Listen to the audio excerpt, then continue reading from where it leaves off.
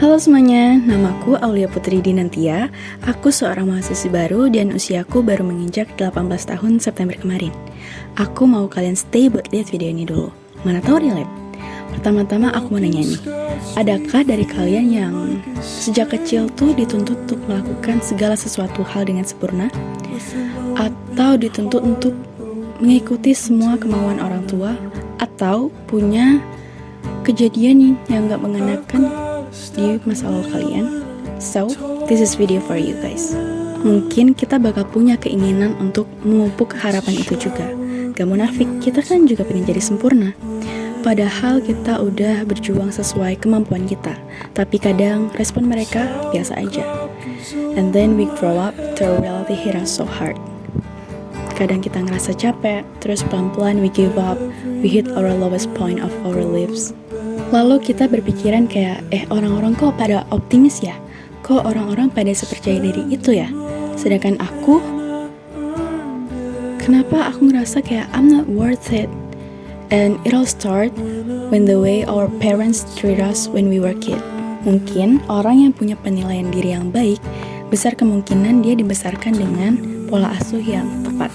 Sedangkan orang yang cenderung menutup diri atau sekarang bahasanya itu introvert, besar kemungkinan dia diasuh dengan pola asuh yang gak konsisten. Dan orang tua adalah hubungan pertama kita yang harusnya berhasil supaya kita punya self-esteem yang baik juga. Orang tua yang seharusnya mencintai kita tanpa syarat. Orang tua yang seharusnya menjadi orang pertama yang memvalidasi emosi terdalam kita. Aku yakin deh, sedikit di antara kita yang berani curhat ke orang tua sendiri. Alasannya simpel, takut, malu, takut dibandingin. Lalu apakah kita harus terus-menerus menyalahkan orang tua kita, keadaan kita? Menyalahkan bukan solusi. In fact, itu gak akan mengubah apapun. Justru menambah kemarahan, keputusasaan, dan penyesalan. The thing is, a perfect parent doesn't exist. Cukup untuk menyalahkan hal-hal itu tadi. Ayo kita mulai mengalah, mulai saling memahami, dan yang paling penting, mencari jalan keluar. Memahami alasan di balik sesuatu bisa menjadi salah satu cara kita untuk mulai menerima.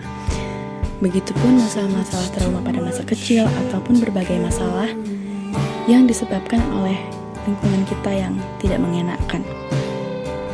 Paham bahwa orang tua kita juga kesulitan, tapi mereka udah berusaha. Kita harus punya kesadaran itu. Kita harus mulai menerima apa yang memang sudah ditakdirkan dalam hidup kita. Seperti aku yang ditakdirkan sebagai anak broken home, memang sulit untuk menerima apa yang sudah terjadi dalam hidupku. Tapi aku belajar menerima. Jadi aku bisa let go dan mulai mengurus hal-hal yang lebih penting di masa depan. Dan ayolah, kita juga nggak sesempurna itu kan.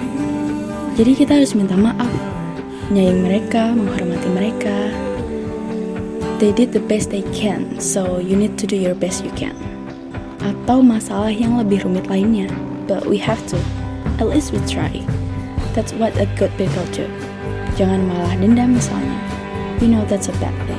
Maka udah saatnya kita mencari kasih sayang yang sempurna, pembalasan yang sempurna, cinta yang sempurna. Dan kita akan menemukannya kalau kita berharap hanya kepada Allah. Kembalinya kita kepada Allah adalah cara yang paling ampuh. Dengan begitu, kita punya tujuan yang baru dan kita bisa mengubah pola pikir kita yang rusak. Karena kita patuh kepada Allah, maka kita harus patuh kepada perintahnya.